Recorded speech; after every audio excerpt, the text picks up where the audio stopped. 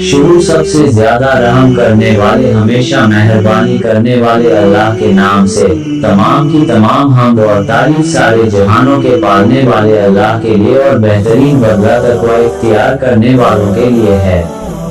اللہ نبیوں کے خاتم آخری نبی حضرت محمد پر اپنی رحمت نازل فرمائے اور تمام نبیوں اور رسولوں پر بھی۔ اس کے بعد اللہ آپ پر رحم فرمائے۔ بے شک آپ نے اپنے پیدا کرنے والے کی توفیق سے یہ ذکر کیا ہے کہ قرآن حدیث بیان کریں تو آپ اور ہم سب کو غور فکر کرنے کی ضرورت ہے۔ کثرت سے اہل علم کو نظر آتی ہیں ان کے نزدیک وہ عطا، یزید اور لیث کے یہاں اس طرح معروف نہیں۔ اگر آپ دوسرے ساتھیوں کے بیچ تلنا کریں تو بھی یہی ماجرا سامنے آتا ہے۔ مثلا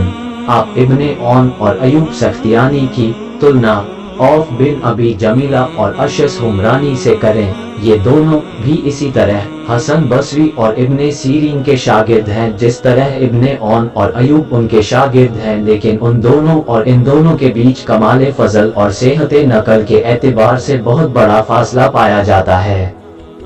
عوف اور اشعث بھی حالانکہ اہل علم کے یہاں سچائی اور امانت سے ہٹے ہوئے نہیں مانے جاتے، لیکن جہاں تک مرتبے کا تعلق ہے تو اہل علم کے ہاں حقیقت وہی ہے جو ہم نے بیان کی۔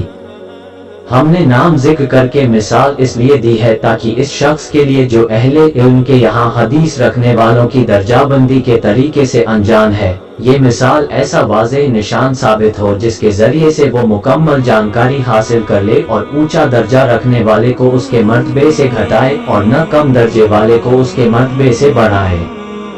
ہر ایک کو اس کا حق دے اور اس کے مرتبے پر رکھے۔ حضرت عائشہ صدیقہ رضی اللہ عنہا سے روایت بیان کی گئی ہے کہ انہوں نے کہا، ہمیں رسول اللہ نے حکم دیا تھا کہ ہم لوگوں کو ان کے مرتبوں پر رکھیں۔ اس کے ساتھ ہی اللہ کا حکم ہے جو قرآن نے بیان فرمایا، ہر علم والے سے اوپر ایک علم رکھنے والا ہے۔ ہم رسول کی حدیثوں کو اپنی ذکر کی ہوئی صورتوں کے مطابق لکھیں گے۔ جو حدیثیں ان لوگوں سے روایت ہوئی ہیں جو تمام علم حدیث کے ماہرین یا ان میں سے اکثر کے نزدیک متہم جس پر جھوٹ وغیرہ کا الزام لگا ہو ہیں، ہم ان کی روایتوں سے کوئی سروکار نہ رکھیں گے، جیسے عبداللہ بن مسعود، ابو جعفر مدائنی، عمرو بن خالد، عبد قدوس سیریائی، محمد بن سعید مسلوق، غیاث بن ابراہیم، سلیمان بن عمرو نخعی اور ان جیسے دوسرے لوگوں کی روایتوں سے بھی جن پر بچے کی پیدائش حدیثیں اور روایت سازی کے الزامات ہیں۔ اسی طرح وہ لوگ جن کی روایتوں کی بڑی تعداد منکر اور غلط حدیثیں پر مشتمل ہے، ہم ان کی حدیثوں سے بھی بچیں گے۔ کسی حدیث بیان کرنے والے کی منکر روایت کی نشانی یہ ہے کہ جب اس کی روایت کی ہوئی حدیث کی تلنا دوسرے حافظے کے مضبوط اور مشہور محدثوں کی روایت سے کی جائے تو وہ ان کی روایت کے مخالف ہو یا ان کے ساتھ موافق نہ ہو پائے۔ جب کسی کی اکثر روایتیں اس طرح کی ہوں تو وہ متروک الحدیث ہوتا ہے، اس کی روایتیں غیر مقبول ہوتی ہیں، اجتہاد اور استنباط کے لیے استعمال نہیں ہوتی۔ اس طرح کے حدیث کے راویوں میں عبداللہ بن محرر، یحییٰ بن ابی انیسہ، جراح بن منہال، ابو عطوف، عباد بن زیادہ، حسین بن عبداللہ بن زمیرہ، عمر بن صہبان اور اس طرح کے دوسرے منکر روایت بیان کرنے والے لوگ شامل ہیں۔ ہم ان کی روایت کا رخ نہیں کرتے، نہ ان روایتوں سے کوئی سروکار ہی رکھتے ہیں، کیونکہ حدیث میں متفرد راوی کی روایت قبول کرنے کے متعلق اہل علم کا معروف مذہب اور ان کا فیصلہ یہ ہے کہ اگر وہ راوی عام طور پر اہل علم اور قابل بھروسہ راویوں کی موافقت کرتا ہے اور اس نے گہرائی میں جا کر ان کی موافقت کی ہے تو ایسی صورت میں اگر وہ متفرد کوئی ایسی بڑھوتری بیان کرتا ہے جو اس کے دوسرے ساتھیوں کے یہاں نہیں ہے تو اس کی یہ بڑھوتری محدثوں کے یہاں قبول کی جائے گی۔ لیکن جس حدیث بیان کرنے والے کو آپ دیکھیں کہ وہ امام زہری جیسے عظیم قدر محدث سے روایت بیان کرتا ہے جن کے زیادہ تعداد میں ایسے شاگرد ہیں جو حافظ حدیث ہیں ان کی اور دوسرے محدثوں کی روایت کے ماہر ہیں، یا وہ ہشام بن عروہ جیسے امام تابعین سے روایت کرتا ہے उन दोनों की हदीसें तो अहले इल्म के यहाँ खूब फैली हुई हैं। वो सब उनकी रिवायत में एक दूसरे के साथ साझेदारी रखते हैं और उन दोनों की अक्सर हदीसों में उनके शागिर्द एक दूसरे से मुत्फिक हैं। और ये शख्स उन दोनों या उनमें से किसी एक से बहुत सी ऐसी हदीसें रिवायत करे जिनमें उनके शागिर्दों में से उसके साथ कोई और शरीक नहीं, तो इस जैसे लोगों से इस तरह की कोई हदीस कबूल करना जायज नहीं।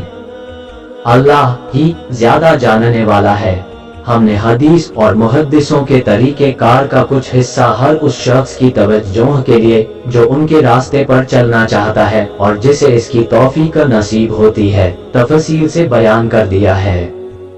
इंशाअल्लाह हम इस तरीके कार की मजीद शरह और वजाहत किताब के उन मकामात पर करेंगे जहाँ मलूल हदीसों जिनमें कोई छिपी हुई वजह पाई जाती है का जिक्र होगा, यानी जब हम वहां पहुंचेंगे जहां इस घड़ी हुई बात की शरह और वजाहत का मुनासिब मौका होगा। इंशाअल्लाह तौला इस वजाहत के बाद अल्लाह आप पर रहम फरमाए। हम ये कहना चाहते हैं कि अगर हमने अपने आप को मुहद्दिस के पद पर फाइज करने वाले बहुत से लोगों की ज़ईफ हदीसें और मुनकर रिवायतों के बयान को तर्क करने जैसे मामलात में जिनका वाजिब होना उनके लिए लाजिम था, गलत कार्रवाइयां न देखी होती और अगर उन्होंने सही रिवायतों के बयान को काफी समझने को तर्क न किया होता जिन्हें उन भरोसेमंद रावियों ने बयान किया जो सच्चाई और अमानत में मरूफ हैं, वो भी उनके इस एतराफ के बाद कि जो कुछ वो सीधे साधे कम अकल लोगों के सामने बेपरवाही से बयान किए जा रहे हैं, इसका अक्सर हिस्सा गैर मकबूल है, उन लोगों से नकल किया गया है जिनसे रिवायत लेने पर अहले इल्म राजी नहीं और जिनसे रिवायत करने को बड़े बड़े इमाम हदीस मसलन मालिक बिन अनस, शोबा बिन हुजाज, सुफियान बिन उयना, यहिया बिन सईद, कत्तान, अब्दुर्रहमान बिन महदी वगैरह काबिले मजम्मत समझते हैं। अगर हमने ये सब न देखा होता तो आपने सही और ज़ईफ में खास और सिर्फ सही के हासिल करने के हवाले से जो मांग की है इसे कबूल करना आसान न होता। लेकिन जिस तरह हमने आपको कौम की तरफ से कमजोर और मजहूल सनदों से बयान की गई मुनकर हदीसों को बयान करने और उन्हें ऐसे अवाम में जो उन हदीसों की कमियों से अनजान है फैलाने के बारे में बताया, तो सिर्फ इसी बना पर हमारे दिल के लिए आपके मतालबे को तस्लीम करना आसान हुआ। अल्लाह आपको तौफीक से नवाजे। आप जान लें कि हर ऐसे इंसान पर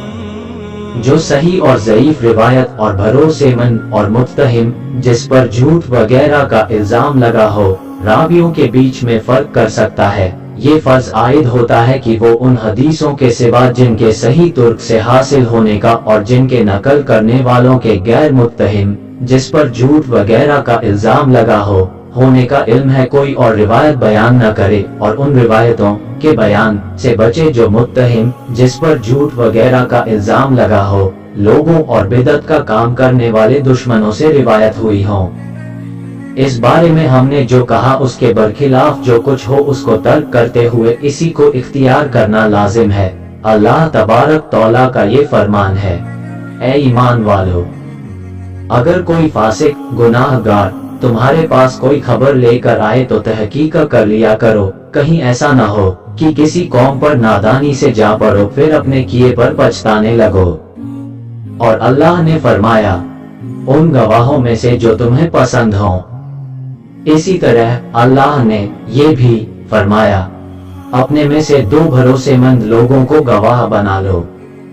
इन तमाम आयात से साबित हुआ कि फासिक की पहुंचाई हुई खबर नाकाबिले भरोसा और नाकाबिले कबूल है और जो गवाह इंसाफ वाला नहीं उसकी गवाही मरदूद रद्द की हुई है। खबर हालांकि कुछ वजहों से गवाही से मुख्तलिफ माना रखने वाली है, लेकिन दोनों अपने बड़े और बुनियादी मफहूम में आपस में शरीक हैं। जहां अहले इल्म के यहाँ फासिक की खबर नाकाबिले कबूल है, वहां उन तमाम के यहाँ उसकी गवाही भी मरदूद रद्द की हुई है। रसूलुल्लाह की सुन्नत नाकाबिले कबूल खबर की रिवायत के इनकार को बिल्कुल वैसे ही उसी तरह वाज़ेह करती है जिस तरह कुरान फासिक की खबर के इनकार पर दलालत करता है। रसूलुल्लाह से रिवायत हुई मशहूर हदीस है, जिसने मुझसे ایسی حدیث بیان کی جسے وہ جانتا ہے کہ جھوٹ ہے تو وہ 2 جھوٹوں میں سے ایک جھوٹا ہے۔